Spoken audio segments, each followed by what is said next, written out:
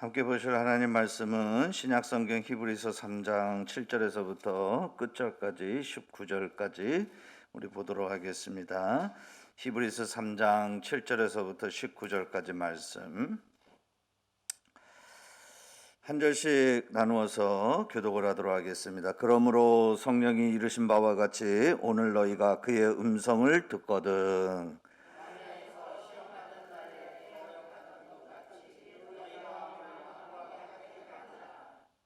거기서 너희 열조가 나를 시험하여 증험하고 40년 동안 나의 행사를 보았느니라.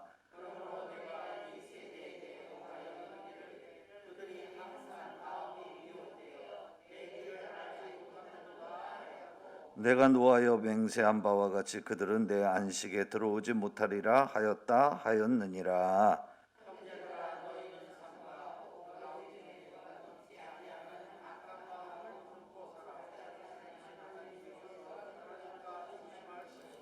오직 오늘이라 일컫는 동안에 매일 피차 권면하여 너희 중에 누구든지 죄의 유혹으로 완고하게 되지 않도록 하라.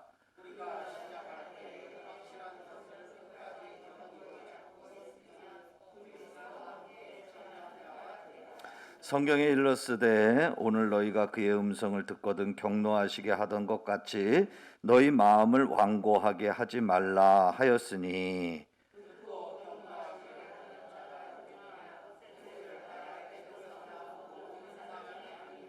또 하나님이 40년 동안 누구에게 노하셨느냐 그들의 시차가 광야에 엎드러진 번제한 자들에게가 아니냐.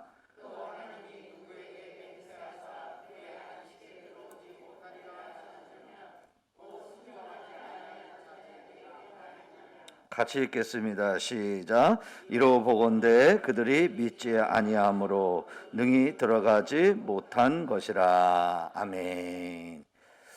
오늘 이제 우리가 여러분하고 같이 생각해 보려고 하는 것은 좀 제목을 바꿨는데요. 하나님의 얼굴을 구하지 않으면이라는 제목으로 우리가 좀 말씀을 같이 좀 나누어 보려고 합니다. 하나님의 얼굴을 구하는 삶, 이게 이제 우리 신앙에 있어서 정말 우리가 가져야 될 그런 삶의 신앙의 삶의 자세다라고 말할 수 있습니다. 여러분들이 추구해야 될 신앙은 뭐냐면 교회 열심히 나오는 게 여러분 신앙의 추구점이 아니에요. 그 말은 교회 나오지 말라는 얘기가 아니고 안 나와도 된다는 얘기가 아니고 그게 우리의 목적이 아니라는 거죠. 우선 우리의 목적은 뭐냐면 우리 신앙생활에 추구할 바가 뭐냐면 하나님의 얼굴을 구하는 삶을 사는 것. 이게 우리 신앙생활에 추구할 바라는 거예요. 그러니까 여러분들이 아니 목사님 자꾸 계속 하나님의 얼굴을 구하는 삶이라고 그러는데 그 하나님의 얼굴을 구하는 삶이라는 게 도대체 뭐예요? 이제 여러분들이 이걸 의문을 가지셔야 돼. 근데 여기서 그냥 제가 하나님의 얼굴을 구하는 삶을 살아야 됩니다 이렇게 얘기하면 그냥 그런가 보다 하면 여러분들은 그 말씀에서 아무런 유익함이 없어요. 그래서 이제 제가 하나님의 얼굴을 구하는 삶이 이제 결론적으로 가면 이제 어떤 삶인지를 말씀을 드릴 거예요. 근데 이제 우리가 하나님의 얼굴을 구할 때 그때 우리 신앙의 삶에서 나타나는 모습이 있어요. 특징이 있다는 거예요. 하나님의 얼굴을 구하는 삶을 사는 그리스도인 그들의 신앙의 삶에서 나타나는 특징이 있는데 첫 번째는 뭐냐면 따라해 봅시다. 하나님과 친밀한 교제. 우리가 하나님과 친밀해져야 된다고 그랬죠. 하나님의 얼굴을 구하는 신앙 삶을 사는 성도들에게 있어서는 나타나는 특징이 뭐냐면 첫 번째 특징이 뭐냐면 하나님과 친밀한 교제가 나타나요. 그 다음에 두 번째로 어떤 것이 나타나냐면 십자가 복음의 삶이 나타난다는 거예요. 세 번째로 우리가 하나님의 얼굴을 구하는 그리스도인의 그 신앙의 삶을 살면 어떤 특징이 나타나냐면 하나님의 마음을 알아가는 일들이 나타난다는 거예요. 그러니까 우리가 이런 특징들이 내 신앙 생활 속에서 내 신앙 안에서 나는 하나님과 정말 친밀한 교제 가운데 내가 있다라고 한다면 여러분은 지금 어떤 신앙생활을 하고 있냐면 하나님의 얼굴을 구하는 신앙 삶을 살고 있는 거예요. 또 내가 십자가 복음의 삶이라는 건 뭐냐면 하나님의 사역에 전적으로 동참하는 걸 얘기하는 거거든요. 그 하나님의 사역에 내가 전적으로 동참을 하고 있다고 한다면 내 신앙이 바로 하나님의 얼굴을 구하는 신앙의 삶을 사는 것이고, 또 내가 하나님의 마음을 알 수 있다, 하나님의 마음을 깨닫게 된다, 하나님의 마음을 이해하게 된다, 그러면 그 사람은 신앙생활이 어떤 신앙생활이냐면 하나님의 얼굴을 구하는 신앙의 삶이라는 거예요. 그 특징이 나타난다는 거예요. 근데 오늘 우리가 이제 여러분하고 이제 먼저 생각해 보아야 될 거 뭐냐, 한 두세 주 걸쳐서 우리가 생각해 볼 건 뭐냐면, 반대로 그러면 하나님의 얼굴을 구하지 않는, 하나님의 얼굴을 구하지 않는 그런 신앙생활을 우리가 한다면, 그러면 그 삶에서 나타나는 특징이 뭐냐, 이제 이걸 한 두세 주 걸쳐서 저하고 같이 우리가 좀 생각을 해보려고 하는데, 첫 번째는 자 따라해 봅시다. 하나님을 금신케 한다. 두 번째는 하나님의 길을 모른다. 세 번째는 이게 불신이 가득하가 아니라 불신이 가득하다. 네 번째는 세상 사랑이 다루어지지 않는다. 네, 소리가 점점 작아지고 있어요. 참다운 순종이 없다. 네, 이건 어떤 사람에게 이런 모습이 나타나냐면 하나님의 얼굴을 구하지 않고 신앙생활을 하는 사람에게서 나타나는 모습이 바로 이런 5가지의 특징이 있다는 거예요. 네. 그래서 하나님의 얼굴을 구하지 않으면 그 사람은 첫째로 뭐냐면 어떤 삶을 사냐면 그 사람은 하나님을 근심케 하는 삶을, 그 삶 가운데 그게 나타나는 거예요. 여러분, 이제 우리가 좀 생각해 보려고 하는데, 대표적으로 성경에는 하나님의 얼굴을 구하면서 믿음 생활을 했던 신앙인들이 많아요. 믿음의 선배들이 많은데, 우리가 이제 대조적으로 같이 봐야 되기 때문에 어떤 사람하고 대조적으로 봐야 되냐면 하나님의 얼굴을 구하면서 살았던 사람하고 하나님의 얼굴을 구하지 않았던 사람하고 이걸 대조적으로 비교해 봐야 돼요. 그래서 그러기 위해서 우리가 그러면 하나님의 얼굴을 구하면서 살았던 대표적인 사람 한 사람을 우선 우리가 좀 생각해 보려고 하는데, 그 사람이 누구냐면 그 사람은 모세가 그런 사람이에요. 모세는 하나님의 얼굴을 구하는 삶을 살았던 대표적인 성경의 사람이에요. 그런데 그 모세와 함께 있었던 광야의 이스라엘 백성들, 이 광야의 이스라엘 백성들은 어떤 사람이냐면 하나님의 얼굴을 구하지 않는 삶을 살았던 사람들의 대표성을 띠고 있는 사람들이라는 거죠. 그래서 우리가 광야의 그 이스라엘 백성들을 보면서 하나님의 얼굴을 구하지 않는 그리스도인의 삶에서 나타나는 특징이 뭔지, 그걸 우리가 생각해 보려고 하는데, 아까 5가지 말씀드렸잖아요. 그 중에서 먼저 우리가 생각할 건 뭐냐면 하나님을 근심케 하더라는 거예요. 예. 이 하나님의 얼굴을 구하지 않으면 우리가 다, 내가 자이건 타이건, 내가 원하건 원하지 않건 간에 우리가 어떤 삶을 사냐면 내가 하나님의 얼굴을 구하지 않는 그런 신앙생활을 하면 우리 모두가 다 하나님을 근심케 하는 그런 그리스도인의 삶이 된다는 거죠. 지금 우리가 오늘 읽었던 히브리서 3장 7절서부터 19절까지의 이 말씀은요, 광야의 이스라엘 백성들을 하나님 이렇게 히브리서 기자가 그걸 이렇게 이제 떠올리게 하면서, 그러면서 신약의 성도들에게는 히브리서를 읽는 사람들이 우선 1차적인 대상이긴 하겠지만, 그와 동시에 오늘 우리가 히브리서를 읽고 있는 우리들에게도 해당이 되는 말씀이에요. 그러니까 이 말씀은 구약시대 때의 출애굽했을 때 광야의 이스라엘 백성들의 모습을 통해서 오늘날 신약시대를 살아가고 있는 우리들에게 하나님이 그들 모습을 통해서 우리에게 뭘 해주시는 말씀이냐면 경고해 주시는 말씀이에요. 그게 바로 오늘 우리가 읽었던 이 히브리서 3장 7절에서부터 19절까지 말씀이라고 할 수 있는데, 거기 보니까 여러분 오늘 이 7절에서부터 19절까지 서너 번에 걸쳐서 반복적으로 하는 표현이 하나 있는데, 10절에 보면 제가 성경 그 본문으로 한번 가보세요. 10절에 가보면 이렇게 얘기하고 있어요. 자, 같이 한번 10절만 우리 한번 같이 한번 좀 읽어볼까요? 함께 읽겠습니다. 시작.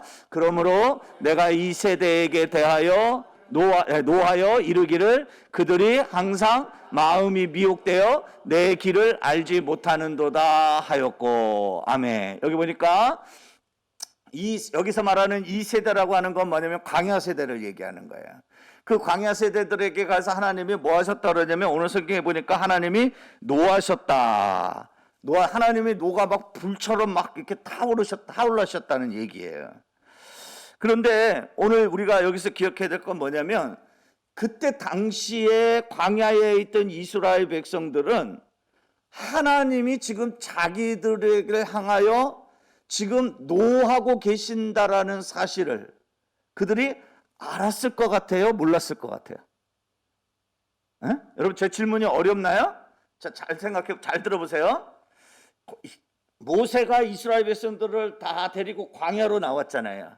그 광야로 나왔던 이스라엘 백성들을 향하여 하나님의 진노가 막 불일 듯이 일어나고 하나님의 노가 막 끊임없이 타오르고 있다는, 하나님이 지금 매우 진노하고 있다는 사실을 이스라엘 백성들이 그때 그 시절에 그걸 알았을까요? 몰랐을까요? 몰랐어요.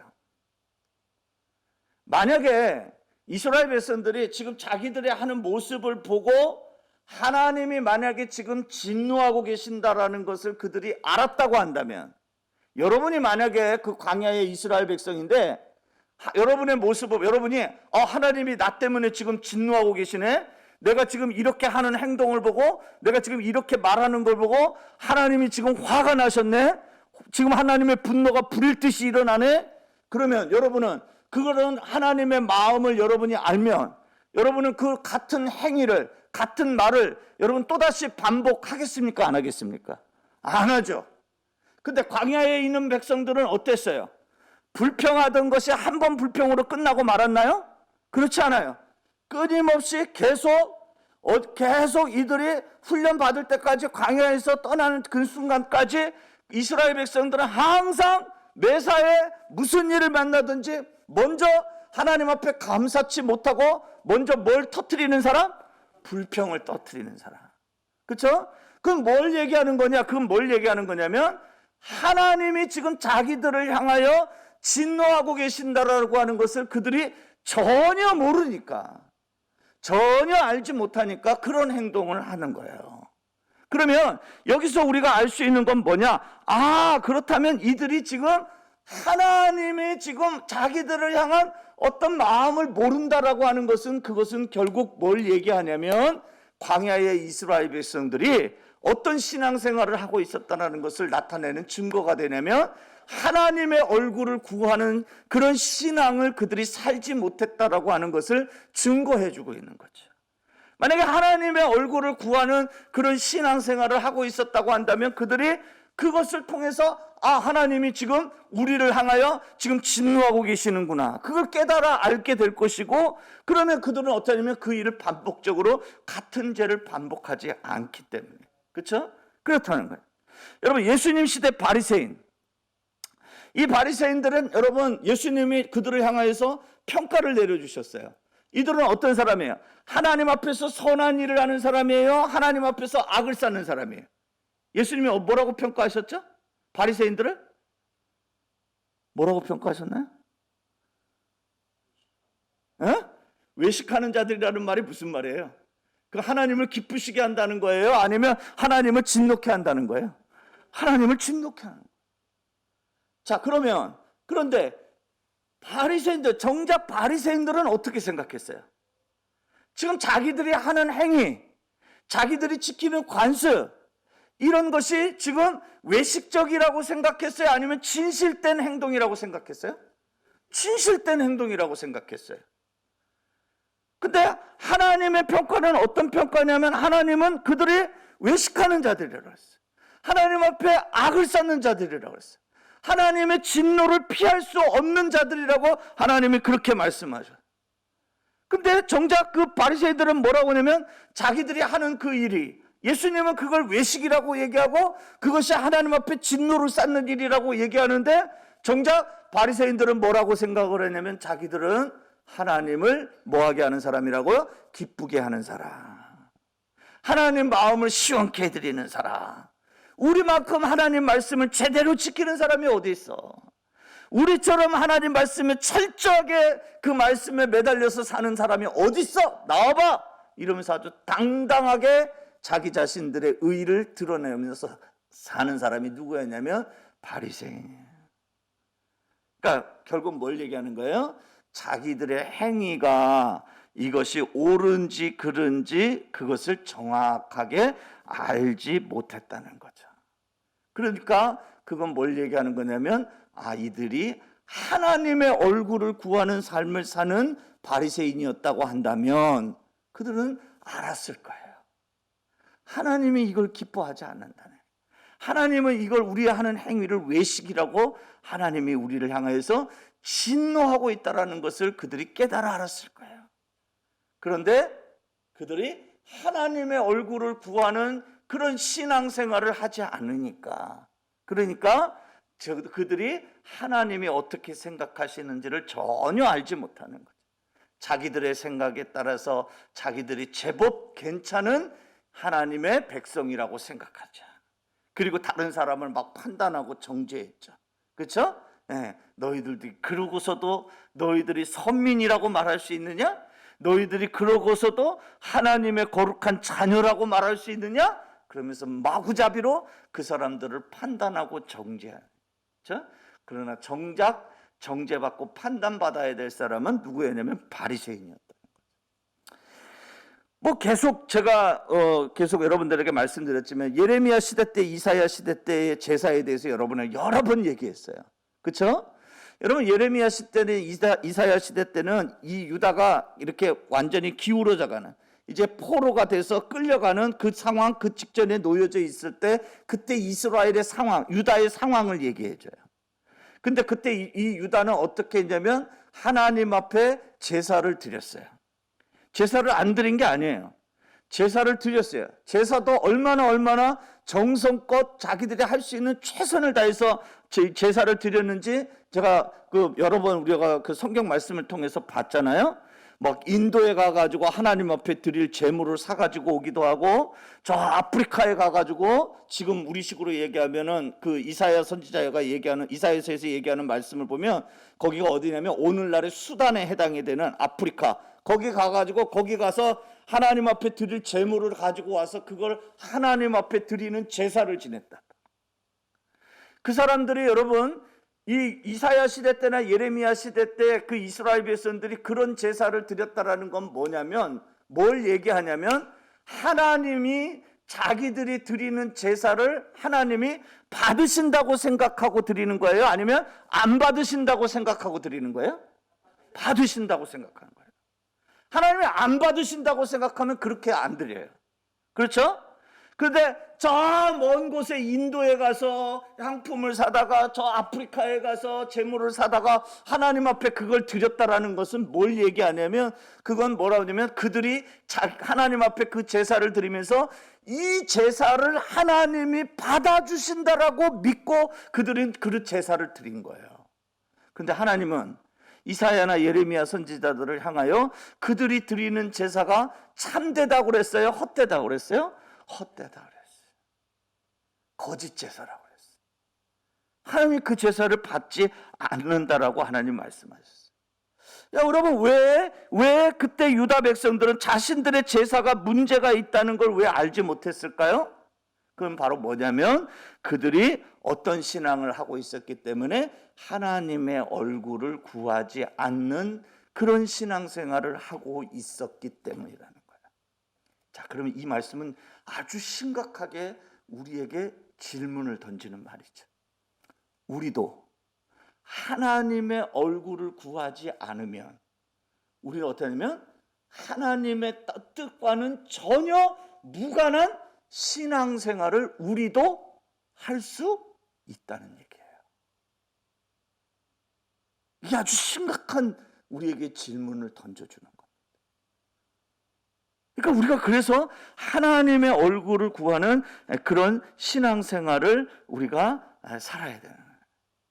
그러니까 하나님의 얼굴을 구하는 그런 신앙생활을 우리가 하지 않으면 내가 알았건 몰랐건, 내가 원했던 원하지 않았던 그런 건 상관없이 우리는 어떤 사람이 되냐면 하나님을 근심케 하는 그런 삶을 우리가 살게 되는 거예요. 그렇게 해서 나중에 더 나아가서 우리가 어떻게 되면 오늘 여기 말씀과 같이 하나님이 노하시는 것과 같이 하나님을 우리가 어떻게 되면 우리도 하나님을 분노케 하는 그런 그리스도인이 내가 될 수 있다는 거죠. 그래서 우리가 철저하게 깨달아야 될 건 뭐냐? 내가 뭘 구하는 삶을, 신앙생활을 해야 되냐면 하나님의 얼굴을 구하는 신앙의 삶을 살아야 되는 거예요. 여러분, 이거 이제 여러분이 보면 그럼 목사님 그게 도대체 뭐라는 거예요? 그러면 그걸 뭐 어떻게 하라는 거예요? 여러분이 조금 궁금하시더라도 그거는 제가 이제 저 결론에 가서 이제 말씀을 드릴 거예요. 두 번째로 우리가 아까 살펴본 대로 하나님의 얼굴을 구하지 않으면 우리에게 나타나는 두 번째 특징은 뭐라고 그랬냐면 하나님의 길을 모른다고 그랬어요. 하나님의 길을 알지 못해. 전혀 하나님의 길을 알지 못합니다. 아까 읽었던 10절 다시 한 번만 보여주실래요? 10절에 보면 이렇게 얘기하고 있죠. 뭐라고 얘기했어요? 10절 다시 한번 읽어봅시다. 시작. 그러므로 내가 이 세대에게 노하여 이르기를 그들이 항상 마음이 미혹되어 내 길을 알지 못하는도다 하였고. 아멘. 이 백성들이 뭐냐면 오늘 광야에 있던 이스라엘 백성들은 하나님이 원하시는 길을, 하나님의 길을 그들이 알지 못했다. 그것이 하나님이 분노하게 하시는 이유가 되기도 하죠. 그렇죠? 그러니까 여기서 말하는 이 하나님의 마음, 그렇죠? 그 하나님의 여기 그러니까 이 하나님의 길이라는 말은 뭘 얘기하는 거냐면 그건 하나님의 마음을 얘기하는 거예요. 하나님의 길이라는 건 하나님의 마음을 얘기하는 건데, 그러니까 하나님은 항상 우리 어떻게 하냐면 하나님의 우리가 가야 되는 목적과 길 이런 것을 하나님은 우리에게 항상 어떻게 해주면 계시해 주셔요. 우리에게 그것을 밝히 알도록 하나님이 우리에게 펼쳐 보여주신다는 거예요. 하나님은 절대로 우리 믿음의 사람들을 미지의 길을 걸어가게 하시지 않아요. 하나님이 어떻게 하시냐면 우리가 가는 길이 우리에게는 미지의 길인지는 모르지만은 그러나 하나님이 함께 하실 때 하나님이 우리를 인도하실 때는 우리는 미지의 길이지만 하나님에게는 그게 미지의 길이 아니에요. 하나님은 아시는 길이에요. 하나님이 아시는 길로 우리를 데리고 가시는 거예요. 우리를 인도하고 가시는 거예요. 그런데 그러면서 우리가 어떻게 되냐면 하나님을 통해서 우리가 뭐냐면 하나님의 목적, 하나님의 뜻 이런 것들을 우리가 깨달아 알아야 되는 거예요. 근데 이스라엘 백성들은 어떠냐면 광야에 있던 이스라엘 백성들은 어떠냐면 자신들이 왜 광야로 지금 나와서 이렇게 40년 동안 유림방황해야 되는지 이유가 있죠. 그렇죠? 하나님이 까닭없이 이스라엘 백성들을 괴롭히려고 혼 좀 내주려고 그래서 이스라엘 백성들을 광야로 끌고 다니신 것 아니란 말이에요. 하나님 의도하시는 이유가 있다는 거예요. 왜 이스라엘 백성들을 40년 동안 광야에서 거기서 맴돌게 하는 그런 시간들을 왜 하나님이 그들에게 가지게 했는지 그 이유가 있어요. 하나님의 의도가 있다는 거예요. 하나님의 목적이 있다는 거예요. 그곳에서 하나님이 이루시려고 하는 것이 반드시 있다는 거죠. 까닭없이 그렇지 않다는 거예요. 그러니까 그걸 우리가 알아야 된다는 거예요. 그렇죠? 그럼 그 하나님이 도대체 왜 하나님이 그렇게 하셨느냐? 그 이유가 뭐냐? 그게 9절에 보면 이렇게 얘기하죠. 9절에. 9절 한번 같이 한번 좀 읽어볼까요? 함께 읽어봅시다. 시작. 거기서 너희 열조가 나를 시험하여 증험하고 40년 동안 나의 행사를 보았느니라. 아멘. 여기 보니까 하나님을 시험했대. 그리고서 40년 동안 그들이 하나님의 행사를 봤다. 이 말은 무슨 말이냐면 하나님의 행사를 봤다는 뭐냐면 하나님의 능력, 하나님의 역사를 봤다는 거예요. 뭘 봤어요? 예를 들면 제일 처음에는 애굽에 있을 때 하나님이 10가지 재앙 내리는데 자기들에게는 그 재앙이 미치지 않는 걸 보죠. 그렇죠? 그 하나님의 일하심을 봤죠. 그 다음에 또 뭘 봤어요? 홍해 바다가 갈라지는 거 그들이 봤어요. 그렇죠? 하나님이 일하시는 모습을 봤어요. 하나님의 행사를 봤다는 얘기예요. 또 만나와 메추라기, 구름 기둥, 불 기둥 이런 것들, 반석에서 물이 솟아지게 하는 거, 다 이런 것들을 다 하나님이 그들에게 다 펼쳐 보여주셔요. 그럼 하나님 왜 그걸 펼쳐 보여주시냐는 거예요. 이유가 있겠죠. 왜? 깨달으라고. 물론 그것도 맞는 말이에요. 하나님이 40년 동안 이들을 막 광야에서 있으면서 그런 하나님의 일하심을 그들에게 보여주시는 이유가 있다는 거예요. 그 이유를 알아야 돼요. 오늘 새벽에 우리가 말씀 나눴잖아요. 어떤 말씀이에요? 우리가 문제를 해결하기 위해서는 근원을 알아야 돼. 이 문제가 왜 생겼는지, 원인이 뭔지 그걸 알아야 된다는 거예요. 그래서 제가 오늘 아침에 뭐 얘기했어요? 엘리야 3년 6개월 동안 이스라엘 땅에, 북이스라엘 땅에 비가 내리지 않은 사건 얘기했잖아요. 그렇죠? 하나님이 북이스라엘 땅에 3년 6개월 동안 비가 내리지 않게 하신 이유가 있어요. 의도가 있어요. 목적이 있어요. 뭐죠? 북이스라엘 백성들이 오랫동안 하나님을 잃고 잊어버리고 있었어요. 하나님을 떠나 있었어요. 그들은 바알이 참된 신이라고 생각했어요. 그래서 하나님은 이 북이스라엘 백성들에게 엘리야 선지자를 보내면서 하나님이 의도하시는 것, 하나님이 목적하시는 건 뭐였냐면 여호와가 참신이다. 바알이 참신이 아니라 여호와가 하나님이시다라는 것을 그들에게 밝히 보여주시고자 하나님이 그 북이스라엘 땅에 3년 6개월 동안 뭐가 내리지 않았어요? 비가 내리지 않았어요. 그래서 가뭄이 된 거예요. 온 대지가 다 타들어가는 거예요.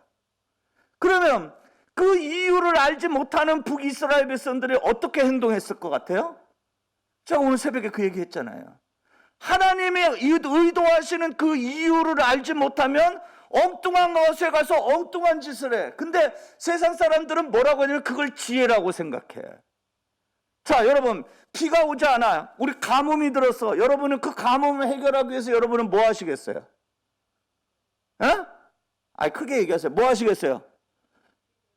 지하수 파겠지. 10m 파서 안 나오면 20m, 20m 파서 안 나오면 50m, 50m 파서 안 나오면 100m. 언제까지 파겠어요? 뭐 할 때까지? 물 나올 때까지 파겠지. 그러면 그렇게 파는 사람 보고 그 사람 보고 여러분 아이고 어리석은 놈 하고 손가락질 해요? 안 하죠. 왜? 그게 방법이니까. 그럼 무슨 방법이에요? 하나님의 의도하고는 전혀 상관이 없는 방법이야. 하나님은 그 가뭄을 통하여서 하나님은 그들에게 깨닫게 하시고자 하는 목적이 있단 말이에요. 의도가 있다는 말이에요. 무슨 목적? 무슨 의도? 여호와가 하나님이다. 여호와가 하나님이다. 바알이 하나님이 아니라 여호와가 하나님이다. 그걸 하나님이 그 백성들에게 증거하기 위해서, 그래서 하나님이 그들에게 가뭄을 주신 거예요. 그리고 그 증거를 하나님이 이제 보여주시기 위해서, 그래서 갈멜산에서 그 엘리야가 선포하잖아요. 하나님, 이 백성들에게 여호와가 하나님이신 줄 알게 하여 주옵소서. 그때 뭐가 내려왔어요? 뭐가 내려왔어요? 불이 내려왔어요. 지금 필요한 건 뭐가 필요해요? 물이 필요한데 불이 왔어. 불이 내려와가지고 그 엘리야가 그 전에 하던 일이 있죠. 제단 주위에 또랑을 만들어 놓고 거기다가 그냥 물을 갖다가, 그 물은 어디서 길러 왔는지는 모르겠어요. 근데 성경에 그렇게 기록이 돼 있으니까 물을 막 그냥 또랑에 물이 철철철철 넘치도록 거기다가 물을 채워놨잖아요. 재물에다가 물을 끼얹어 놨잖아요. 여러분 거기에 불이 붙겠어요? 불이 왔다가도 그냥 쓱 하고 사그라져 버릴걸요? 근데 하나님이 강력하게 나타나시잖아요. 뭐 때문에? 그 백성들에게 여호와가 어떤 분이신 줄, 하나님이신 줄 알게 하기 위해서. 그래서 하나님이 거기다가 강력한, 마치 물이 아니라 기름을 부은 곳에 불을 내리신 것처럼, 그래가지고 거기서 하늘에서 불이 내려오는데 또랑의 모든 불을 그냥, 그 성경에 보면 불이 다 싹 핥아고 왔다. 싹 말려버리고 재물을 다 태워버리는 거죠. 그리고 나서 엘리야가 하나님 앞에 기도하는 거예요. 하나님 앞에 이 백성들에게 이제 여호와가 하나님이신 줄 알게 하셨사오니 하나님 비를 내려주십시오. 비를 내려주십시오. 7번 기도하니 높은 곳에서 뭐만한 구름? 주먹만한 구름. 그걸 보고 됐다. 그리고 엘리야가 아합에게 가서 이제 잠시 후 폭우가 쏟아질 것이니까 왕은 내려가실 때 폭우를 대비하고 내려가십시오. 그 말이 떨어지기가 무섭게 3년 6개월 동안 비가 내리지 않던 그 북이스라엘 땅에 폭우가 쏟아지는 거예요. 엘리야가 얼마나 신바람 났는 줄 아세요? 그 하나님의 그 위대하심을 그걸 자기가 깨닫고 나서 엘리야가 아합의 마차보다도 더 앞장서서 막 뛰어나면 빗속을 막 달리면서 그러면서 하나님을 찬양하고 하나님 앞에 영광을 돌려요. 그러니까 지금 뭘 얘기하려고 하냐면 하나님의 의도가 있는데 그 하나님의 의도를 알려면 우리가 어떻게 해야 되냐면 그러면 우리가 뭘 하면 하나님의 얼굴을 구해야 되는 거예요. 그래야 하나님의 의도가 뭔지를 아는 거죠.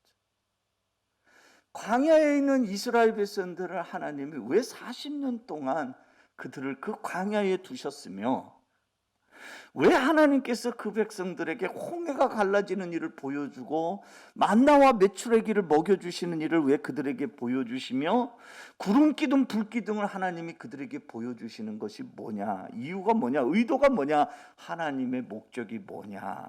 성경은 뭐라고 얘기하냐면 하나님께서는 그 광야에 있는 이스라엘 백성들이 하나님께 순종하도록 하기 위해서, 그게 하나님의 의도고 하나님의 목적이었어요. 그런데 하나님의 얼굴을 구하지 않으면 우리가 그 하나님의 의도, 하나님의 목적을 알지 못하고 전혀 엉뚱한 일을 한다는 거예요. 그리고서 뭐라고 얘기하냐면 내가 이렇게 열심히 했는데, 내가 이렇게 열심히 달렸는데 왜 이러냐고, 왜 안 되냐고, 왜 안 일어서냐고, 왜 부흥이 안 되느냐고 그러면서 막 하나님 앞에 다리 쭉 뻗고 하나님 앞에 원망 불평 쏟아붓는 거지. 그건 아무 의미가 없어요. 왜? 하나님의 의도는 그게 아니었기 때문에. 그러니까 우리는 하나님의 의도, 하나님의 목적, 그 하나님의 길을 알아야 돼요. 근데 어떤 사람이 하나님의 길을 아느냐? 하나님의 얼굴을 구하는 사람. 그러니까 우리도 마찬가지라는 거예요. 우리 교회도 하나님의 우리가 뭐냐면 하나님의 의도가 뭔지, 하나님의 목적이 뭔지, 이 시대에 하나님이 우리 올리브 교회를 통하여 하나님이 나타내시고자 하는 하나님의 의도가 뭔지, 하나님이 목적하시는 바가 뭔지, 그걸 저도 기도해야 되고 여러분도 그걸 기도해야 돼요. 그게 바로 뭐냐면 그게 하나님의 얼굴을 구하는 그리스도인의 삶의 모습이라는 거예요. 아니 목사님 그런 거 필요 없어요. 그냥 내가 열심히 기도하고 내가 열심히 전도하고 내가 열심히 봉사하며 뭐 언젠간 되겠죠. 그게 아니에요. 그건 자기 생각이에요. 그 하나님의 뜻과는 정반대일 수도 있다는 거예요.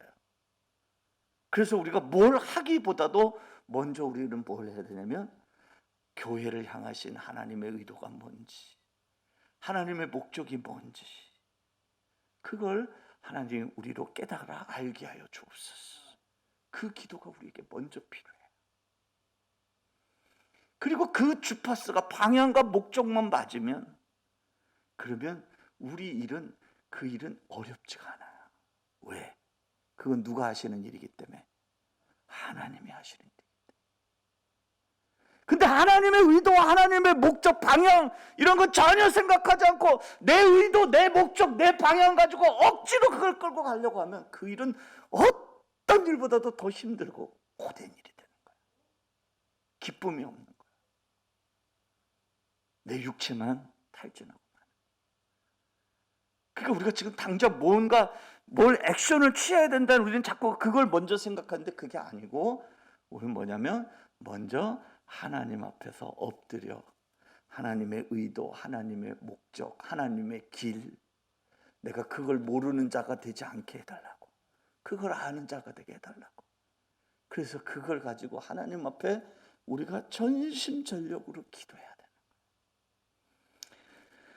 그 길은 누가 알려주시냐면 성령께서 우리에게 알려주시는 거예요.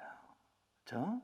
그래서 성령께서 우리가 성경을 뭐 열심히 읽고 기도하고 그러면서 그 가운데서도 우리가 하나님의 길을 알게 되겠지만, 그러나 하나님이 우리에게 말씀으로 말씀해 주셔도 또 기도로 하나님이 응답을 해 주셔도요, 내가 성령의 그 조명, 성령의 계시해 주심, 이게 우리에게 있지 않으면, 그러면요 하나님이 100번 말씀으로 말씀해 주셔도 우리가 깨닫지를 못해요.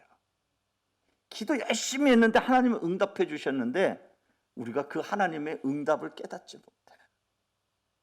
그래서 하나님의 얼굴을 구하는 성도는, 그 성도는 반드시 뭘 사모해야 되냐면 성령을 사모해야 돼요. 성령님을 통해서 하나님의 계시를 알게 해달라고, 성령께서 내게 조명해 주셔서 내가 그걸 밝히 볼 수 있는 자가 되게 해달라고. 그래서 하나님의 얼굴을 구하는 성도는 항상 성령을 사모하는 것이 동반적으로 따라오게 돼 있다는 거예요. 오늘 우리가 하나님의 얼굴을 구하지 않을 때 우리가 두 가지. 첫 번째는 뭐냐면 하나님 일을 하면서 하나님을 근심케 할 수 있다는 거예요. 그리고 하나님의 길을 모를 수도 있다는 거예요. 그래서 우리가 반드시 우리에게 있어야 되는 것이 무엇이냐면 하나님의 얼굴을 구하는 삶. 이것이 있어야 된다. 오늘 우리가 뭐가 우선순위가 돼야 되는지, 뭘 하나님 앞에 우리가 구해야 하는지, 그죠? 오늘 우리가 이 두 가지를 보면서 우리 자신에게 적용해 봤으면 좋겠어요. 그래서 하나님, 내가 하나님 얼굴을 구하지 않는 그리스도인이 되면 나도 하나님을 분노케 하고 하나님을 근심케 하는 그리스도인이 될 수 있다. 그리고 나도 어떻게 될 수 있냐면 하나님의 길을 모르는 사람이 될 수 있다. 그래서 전혀 엉뚱한 곳에 가서 엉뚱한 일하고, 그리고는 안 된다고 그러고 불평하고, 우리가 그런 그리스도인이 될 수밖에 없다는 거예요.